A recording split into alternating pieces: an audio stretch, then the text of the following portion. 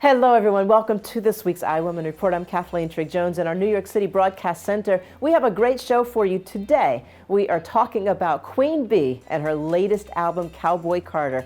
March Madness is down to the Final Four, and we are highlighting the ladies. Then we have a very special guest for our Sexual Assault Awareness Month. Lizzie Asher, co-founder of the Cura Collective, will be joining us to talk about her nonprofit and the work they're doing to bring more protection to survivors of sexual assault.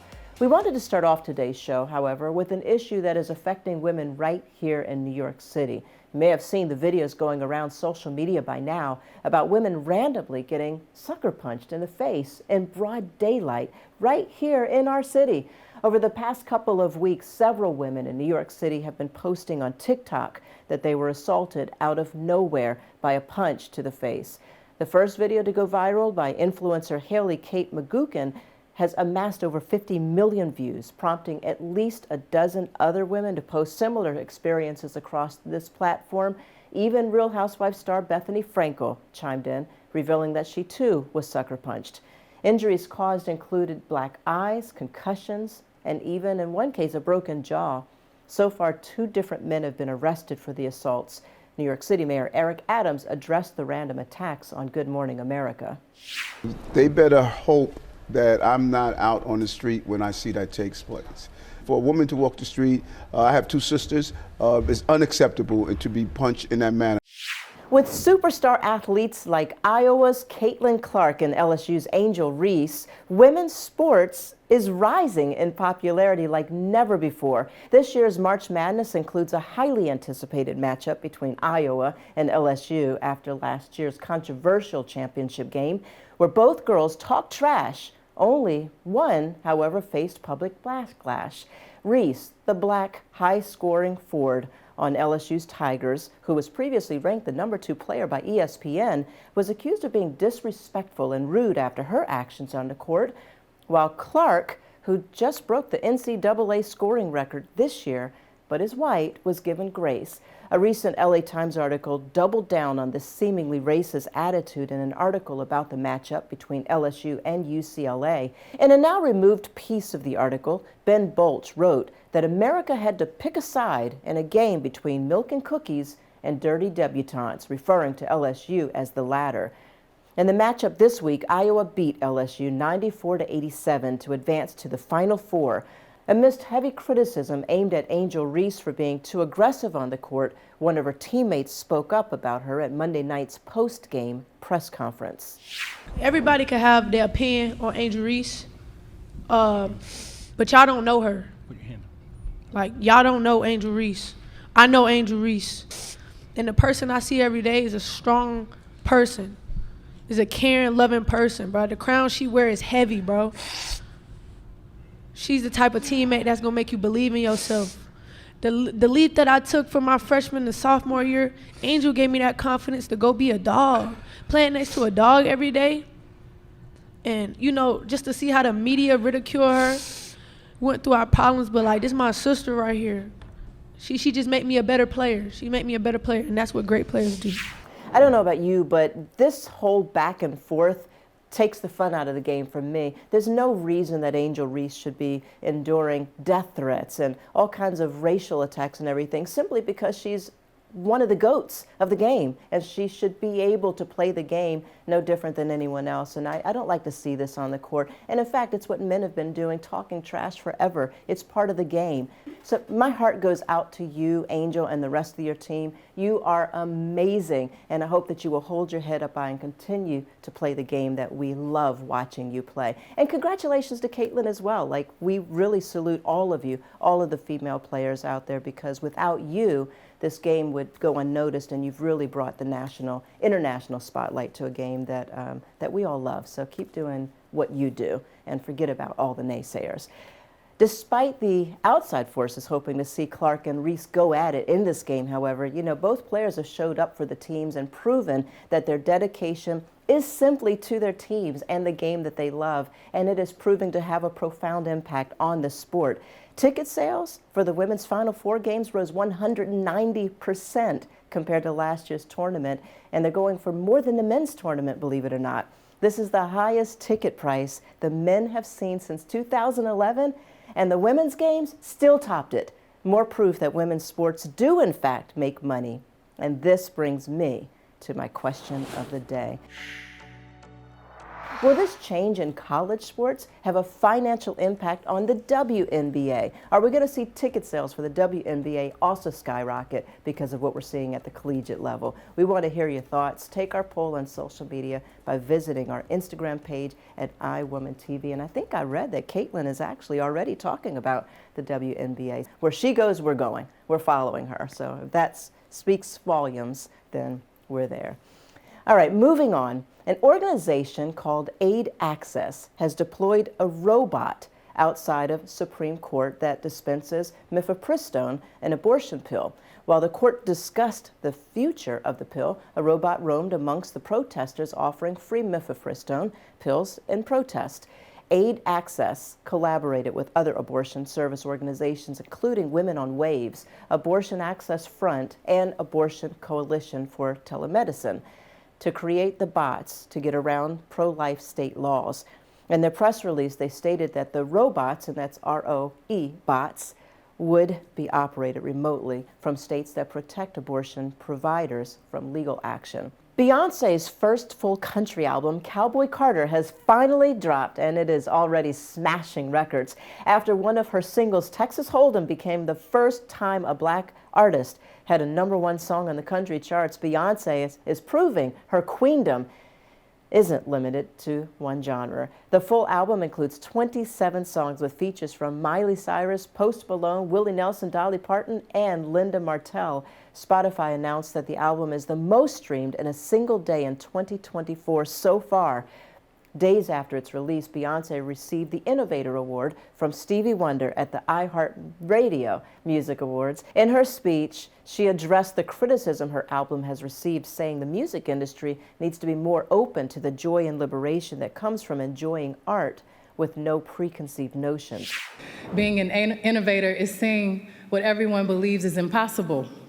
Being an innovator often means being criticized, which often will test your mental strength. And I want to dedicate this award to all the innovators who have dedicated their lives and their art to creating shifts. So thank you for your sacrifices, your powerful voices, and your dauntless spirits.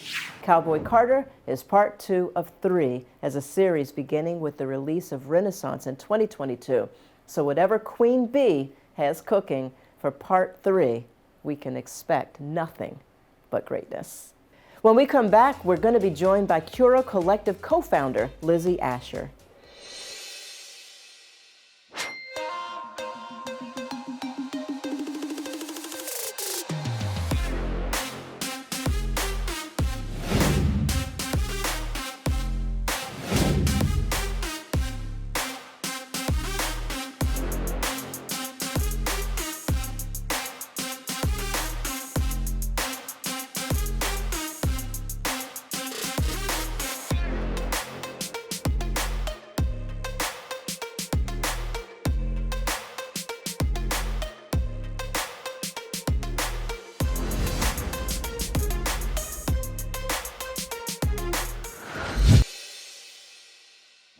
April is Sexual Assault Awareness Month. This year is the 23rd anniversary of dedication to spreading awareness and education about sexual assault.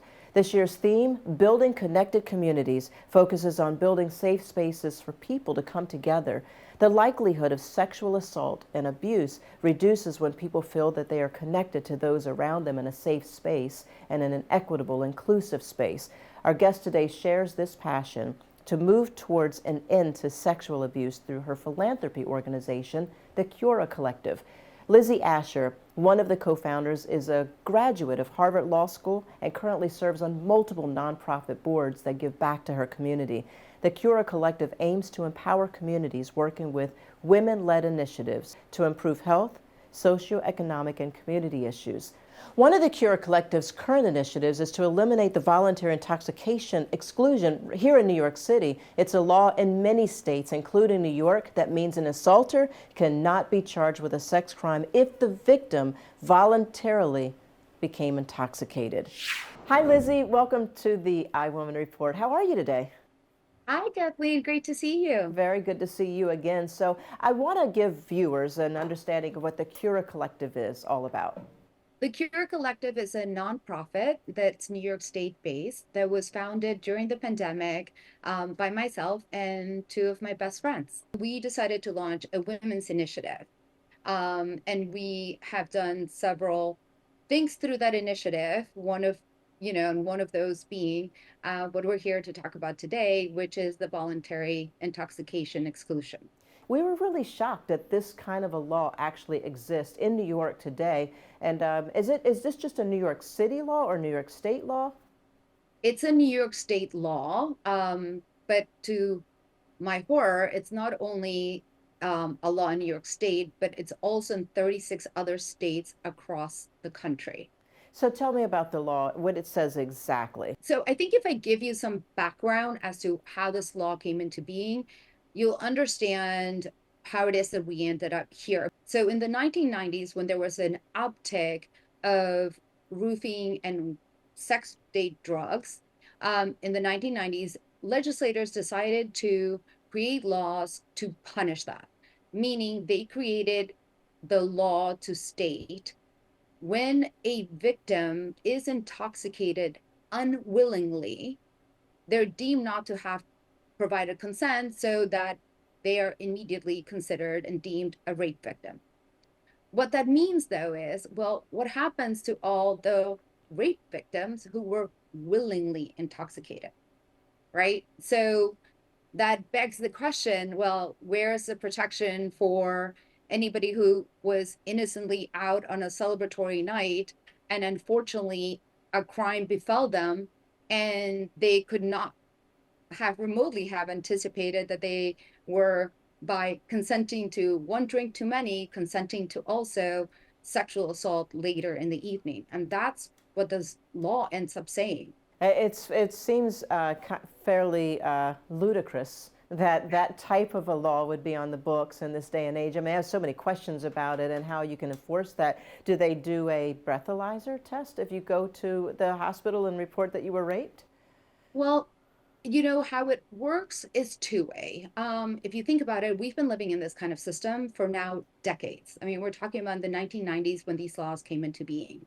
So what that has done is it basically create a system where if you come forward, right, and we have to keep in mind, only 1/3 of rape victims actually step forward, and those are Department of Justice statistics. So we're really only talking about 30% of rape survivors stepping forward to try to enter the criminal justice system to seek justice. One of the first questions that our policemen have been trained under this rubric of laws is ask basic questions about the circumstances of your assault. Where were you? Who were you with? Were you drinking? And that's the key question. If you were drinking, well, guess what? You immediately fall outside the protections of our laws. And what that has created is basically a system where in 2019, keep this in mind, 49% of cases that did come forward in New York City, the Manhattan DA dropped. And you have to ask yourself, why are 50% of the cases being dropped? Well, one of the key underlying factors is this exclusion. That if you as a victim don't come forward with clean hands, or what I call a virtuous conduct, i.e. a virtuous victim, then somehow you don't merit the protection of the law. And I think it is really horrifying to consider that rape survivors who come forward have to be so brave to be able to relive the night of probably the most atrocious thing that could be conceivable for anything to happen to anyone. Relive the trauma of those details, undergo all the questioning, all the scrutiny, to then be confronted with the victim blaming in our laws. We're saying, but were you drinking? What did you do that caused this to happen? We don't exactly ask that if we were to go to the police after being mugged. The police wouldn't turn to us and say, well, you really shouldn't have been drinking when you were mugged. So Lizzie, if you could, I know your organization is working on to advocate for women. What is the solution here? Is it getting involved? Is there a petition? What do we do to help change this law? All of the above. So great options. I would say please go to our website, curacollective.org. We have a petition going. I think that is very important. One of the things that we keep on hearing is that there is just not traction for this issue, as somehow that it's a popularity contest, and that we need more people to be outraged, when I think that anybody like yourself who heard about it are immediately blown away and aghast that this is the system that we're living under. So sign for the petition. We need to have our voice heard. Also, please reach out to your assembly member. We have had this law tried to be passed for 6 years now in in Albany. The Senate has passed it unanimously every single year to try to end this, make sure that our justice system is accepting all victims without victim blaming. But the assembly, for some reason, has yet to see this issue come onto the agenda floor. So there has been no vote on it at all, any whatsoever. Lizzie, thank you so much for joining us today on the iWoman Report. Thank you for the advocacy and for alerting us to what we need to know, especially at this point when it is Sexual Assault Awareness Month. Ladies need to be aware of this law and make sure that you are going out, hanging out with people that you really can trust being around, because you never know if you might find yourself in a situation and you may not be protected. Exactly. Thank you, Kathleen, for giving us a chance to speak about this. Absolutely. And come back and visit us again soon. Will do. Okay. Bye-bye. Bye-bye. Make sure you watch our full interview with Lizzie Asher on iWoman.tv. And when we come back, we reveal what binge-worthy shows you would be without if it weren't for a woman. Stay with us.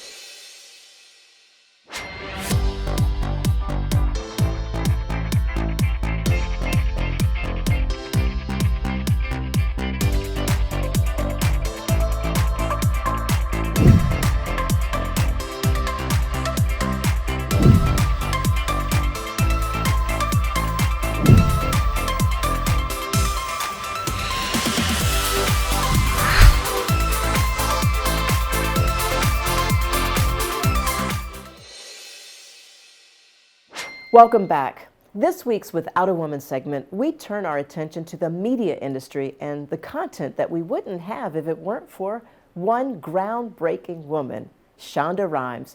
Shonda Rhimes is a trailblazer in the world of television, hitting many firsts as a Black female showrunner and breaking barriers in representation across her many television shows. Rhimes churns out hit after hit, including Grey's Anatomy, Scandal, How to Get Away with Murder, and now the more recent Bridgerton, to name just a few. Rhimes has been vocal throughout her career about filling her writers' rooms with cast of people and backgrounds in order to make her sets feel normal. That is, be an accurate representation of the real world. She's the first woman to create 3 shows with more than 100 episodes. When she brought Kerry Washington on to star in Scandal, she became the first Black woman to lead a drama series in nearly 40 years. Shonda Rhimes was at the forefront of bringing diverse, accurate representation to our television screens, and she continues to do so. In her Netflix show, Bridgerton, which takes place in the Regency era, she cast people of color in high nobility and regal roles, steering clear of the stereotypical trope of casting them in servant roles. Her decisions as a showrunner have changed the landscape of television, and without her, it may be, in fact, it would definitely be a very different place.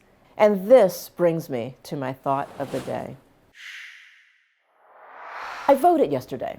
It wasn't a highly publicized election, but it was the presidential primaries. The turnout was super low. In fact, I asked the volunteers how low, and they said about 8 people had trickled in by the hour in my town.